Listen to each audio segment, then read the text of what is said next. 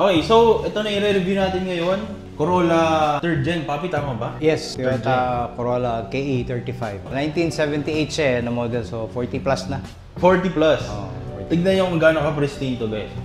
3KB na engine. Twin down siya. So original pa rin lahat siya. Dalawang carb box. Dalawang car.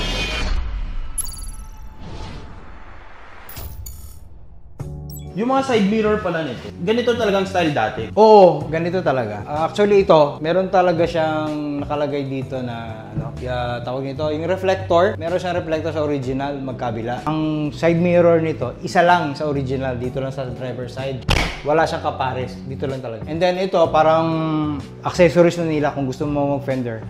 Kasi sa Japan, nasa harapan talaga. So ginawa ko, yung nakalagay dito na reflectorized, tinanggal ko, pinilitan ko ng fender mirror. Kasi sa kabila, walang butas na sa kabila eh. Mahirap naman mag-drive sa panahon ngayon na isa lang yung side mirror mo. So, dinilit ko yung dito, yung original na isang piraso, tinanggal ko yung reflectorized na nakalagay dito na original din, nilagyan namin ng fender. Okay, silipin natin tong likod. Ang ganda rin ng likod, no? Oo, bago din halos lahat. Hatchback na ano eh, no? Parang Mustang. Oh, tapos ito pa, ano to? Ano tong mga to? Design Ito naman, hindi, ano to, may purpose din yan. Ito yung exit ng hangin, galing dito sa likod. Kasi nung lumabas to, wala kasing aircon. So, hindi ba pag tumatakbo ka mainit, magbubukas ka ng bintana. So, pag nagbukas ka ng bintana, sample yan, nagbukas ka ng bintana, papasok yung hangin. Yung hangin, nag-wave doon sa loob, tumutunog, mapalakpak, di ba? Parang nagiging parachute. Oo, yun ang cause pag walang exit ng hangin, vent. Ito yung ventilator niya. Ay, ganun. Papasok siya dito sa gilid, dito siya lalabas. So wala kang ingay na maririnig na hangin. Tsaka butas, no? Butas talaga yan, lalabas talaga yung hangin. Maganda din pala, no? Ngayon ko lang Ito naintindihan yung purpose niyan. No? Pag tumatakbo ka, kahit konti lang yung bukas mo sa harapan, yung hangin, hindi ka mabibingi. Lalabas niya sa gilid. Original talaga na emblem yan. Ito, kami gumawa nung rear wing. Ito, original talaga to siya. Chrome. Tapos ito, repaint na lang namin yung gitna. With the same color pa din. May texture, no? Meron talaga siyang texture. Yung mga bumper puffs, bago din. Brand new din yan. Front tsaka sarili. Pag nakabili ka ng paisa-isa, mura. Pero pag nakabili ka ng pair, mahal. Kasi mahirap paghanap, especially pag likod. Sa harap, marami kang mabibiling mura lang. Mga replacements. Pero pag yung sa likod, mahirap maghanap. And then yung iba ginagawa, para mas makapresyo sila, binibenta nila pair. Kasi hard to find na kasi yung likod eh. So malaki na yung value. Mahirap din hanapin yung mga rubber moldings na ganito. Ito ang mga moldings, mahirap nito hanapin. Pero ngayon meron ka na mabibilan, mga replacements. May makukuha, no? Kompleto hanggang backboard, no? Kasi naka-speakers din to lahat. Focal din siya, na 6x8 na focal. Silipin nga natin yung Ito naman yung sa yung medyo sound system natin. Yan. Ito yung likod. Okay. Custom made. Sige, Papi, no? At before magkaroon ng speakers, maluwag siya. Maluwag siya. Pero maluwag ngayon naman siya. Medyo naano na siya kasi nilagyan na namin ng sound system. Pero yung spare tire niya, makukuha mo pa rin, magagamit mo pa rin naman. Maabot pa din? Natatanggal naman to. Naaangat naman to siya. Papi, labanan talaga sa 70s yung mga sound system, no? Oo. Pero ang ginagamit dati, lang yung, hindi amplifier, booster na... Pero pag sobrang lakas, sabog na. Oo, sabog na. Dati naman palakasan lang, hindi naman yung quality. Palakasan lang. Palakasan. Ang maganda ngayon, quality na talaga. Marami ng marunong... Gandito, Alpine eh. Papi, ito ang quality nyo na rin nagawa. Kami rin gumawa nito. Dito sa shop din namin to. Kami lahat yung magawa. Kaya nilagyan ko yung kotse ng ganito. Kasi isa to sa mga product namin. Model car, no? Model car. So, hindi ibig sabihin na luma yung kotse mo. Hindi na siya... Hindi niya kaya, no? Applicable na magkaroon ng ganitong sound system tulad ng mga bago. So, yun. Pinapakita lang din namin. Panis pa yung bago, eh, no? Tsaka malinis ang pagkakagawa, guys, no? Tingnan nyo. Kumbaga, kahit masikip, kasha. May ilaw din yan. May ilaw din. So, tingnan. Pwede natin makita ang ilaw. So, sa show, ito ang labanan. Kaya sama kung gaano kalinis ang pagkakagawa. Linis, yung installation, pag-setup mo. Ayun. Okay. Tsaka hindi, makinis ang pagkakagawa. Papi, magkano ba budget ng mga ganitong sound setup na ganyan? Ito kasama yung sa head unit, pati yung focal sa harapan, nasa mga 200 plus. 200K! Plus, mahigit. Pero nagkaka-diferensya sa brand ng speaker. Depende sa brand. Depende sa mga gamit na bibilin mo. Pero syempre narinig nyo yung mga kanina kung gaano ka quality. No? Kahit yung kasi ang basahan guys, pag malakas na yung speaker, na-maintain niya pa rin yung clarity, no? Kasi kadalasan basag na, no? Kasi minsan yung iba, yung hindi nakikita, na tinitipid na yung mga wires. Dapat yung mga wires na ginagamit mo, yung tamang gauge, tsaka original. Kasi iba ginagamit, speaker wire lang. Yung pang computer. Budget meal. Budget meal, no? So, pag tumakbo yung kuryente ra, masusunog. Lalo na pag matagal, no? Dapat mga isang kanta lang, Paps. Bawal isang buong album. Hindi mo kayang maghapon na tumutunog. So, yun naman sa 200 plus, kasama na yung installation namin. Lahat na yan. Pati yung mga gamit. Mura pa din. Kasi, syempre, ano yung mga speakers? Kicker. Vocal, tas mga vocal yung Alpine. front, vocal yung sa rear, then kicker siya. Then Alpine lahat ng amplifier niya. Mura pa din.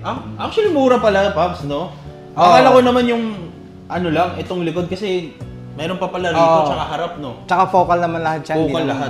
Original vocal yan. Kami, lagi namin ina-advise sa mga gustong mag-setup ng sound. Kung mag-setup ka ng sounds, yung bigay mo na lahat, yung quality na ba? Kasi para isang beses mo lang naman kasi gagawin. Para hindi siya paulit-ulit. Kasi mapapamahal nga, no, Paps? Tapos pagkatapos ng resulta, nakatipid ka nga, tapos hindi ka na may-enjoy sa tunog. Ulit ka na naman. So, dapat isang na lang. Isang gawaan na lang, isang gastos na lang. Any advice para sa mga gusto bumuo ng ganitong kalumang mga sasakyan? Dapat kung magbubuo ka, yung love mo talaga yung car. Ito kasi, ito talaga yung dream car ko eh. Sa iba siguro, funny, pero sa amin, fulfillment kasi yan eh. And then, aside dun sa gusto mo talaga yung kotse, pinaka number one din, kailangan, meron ka talagang budget para hindi maging budget meal yung kotse mo. Paplanuhin mo dapat lahat kung hanggang, kasi yung quality ng restoration, marami kasi. Meron tinatawag na purist, meron naman yung mild lang, meron naman na mabuo lang, o ganun. So, depende sa gusto mo. Kung ano yung pinakamataas na quality na gusto mo, yun ang pag-iipunan mo talaga. Paghahandaan mo talaga sa ng budget para in the long run, hindi ka magsisi ba sa resulta. Sino gusto mo i-shoutout or batiin? Shoutout sa mga yung tumulong sa pag-restore nito. Especially doon sa aking pamangkin na nasa Canada na, si Adrian Nico Alverde. Nasa Nissan Canada na siya nag-work. And then yung aming electrical, si Arnold. And then yung nagbuo ng engine namin, Dirt Wheels. Sino pa ba? Yung aming painter, si Enteng. So lahat kasi kinuha ko lahat yung mga magagaling na mga builders. Pinagsama-sama ko dito sa shop namin. Dito namin binuo. Kaya mabilis siya natapos. Tsaka doon sa mga suki namin sa shop. Thank you sa inyong continuous patronage sa Jets Car Wash. Papi, salamat pinakita mo yung mga one of a kind layo, Mindanao pa para makahanap tayo ng ganito, no? So anyway, sana na-enjoy nyo yung video natin na to, guys. Next video natin is yung Toyota Corolla Sprinter. Yes. Ayun, kamusta yung Sprinter para sa'yo, Papi? Ano mas love mo sa dalawang baby? Mahirap mo pumili. Wag na, no? Mahirap. Wag na. May different yung karakter nila kasi. Mamaya makikita natin doon, guys. So, ayun lang. Sana na-enjoy yung video natin na to. Pero tour muna tayo, Papi, sa shop, no? Ano ba meron dito? Ito ang mga car wash, Papi. Ang dami pala, no? Ito yung underwash namin. Kompleto, underwash. Lahat. Underwash. Tapos ito yung car wash area hanggang doon sa Bay 6. Tapos meron tayong maliit na karinderya. Maliit pa yan? Maliit. Tapos dito, ito naman yung open na lounge. And doon yung aircon na lounge, then coffee shop din at the same time. Dito na rin yung ginagawa yung mga restoration, sound system. Doon sa kabila. Doon namin binubuo yung restoration. Ito yung aming studio para sa ceramic coating. Okay. Meron din. Diyan namin ginagawa. Parang garahe, no? And then dito namin ginagawa yung car detailing. Dito namin binabaklas yung mga carpet, yung mga upuan. And then yung steaming.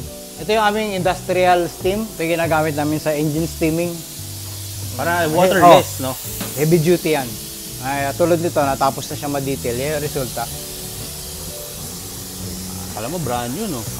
Second hand nabili ng may-ari yan eh. Ito, second hand to. Second hand, tapos nino namin, nag-ceramic coating kami, Tapos nag-rubberize undercoating kami sa loob. Tapos engine detailing, interior detailing, yan. Second hand yan. Bango, no?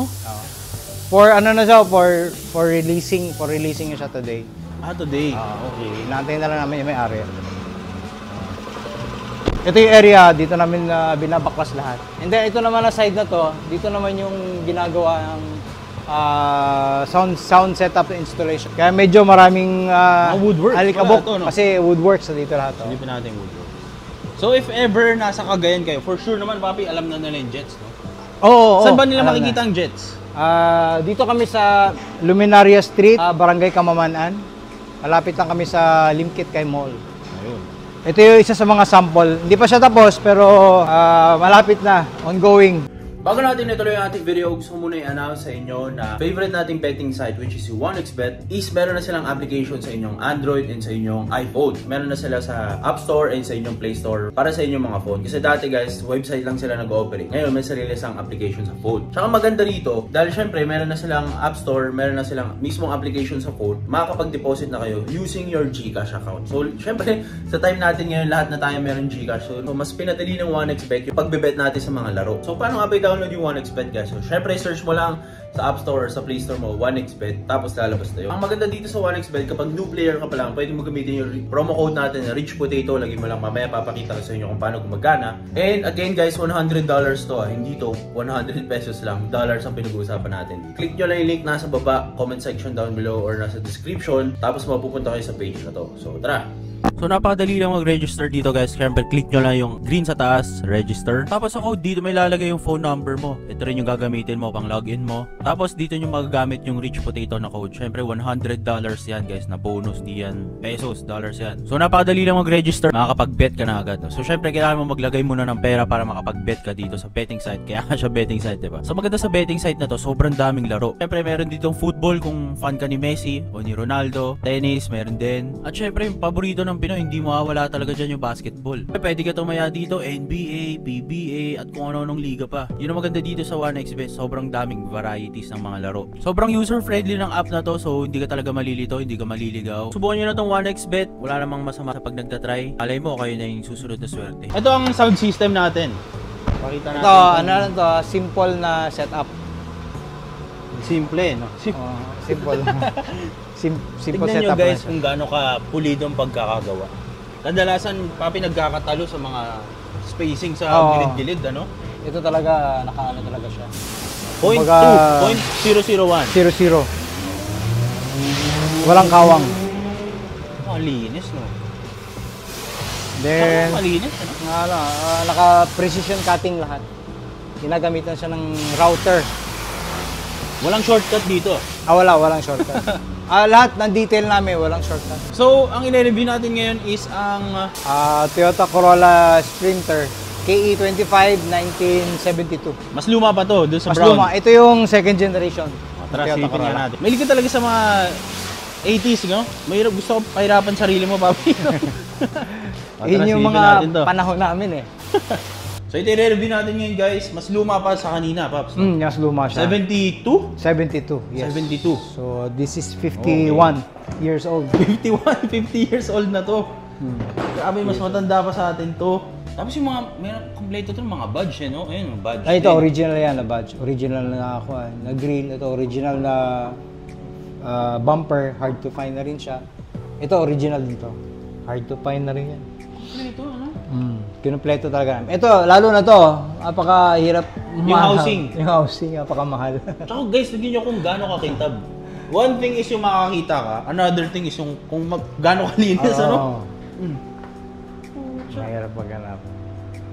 Papi, ito parang nakikita ko to sa sa Elica? Sa Celica. Sa Elica, no? Pinalitan na siya ng 2T engine. 1600 siya. T engine ang tawag niyan. Ang sunod dito yung 2TG. Ano ibig sabihin ng G? Mas upgraded version lang, gano'n? Mas malaki yon, mas malaki. Kesa dito. Tapos ito naka-headers. Naka-headers na siya. Parang ito yung medyo mas performance-wise. Ito ang mas Mas malakas kasi ito. Malakas. Mas malaki siya. Tapos naka-twin side to siya, hindi pa lang namin kinakabit. Kasi malakas kumain ng gas. malakas gasolina.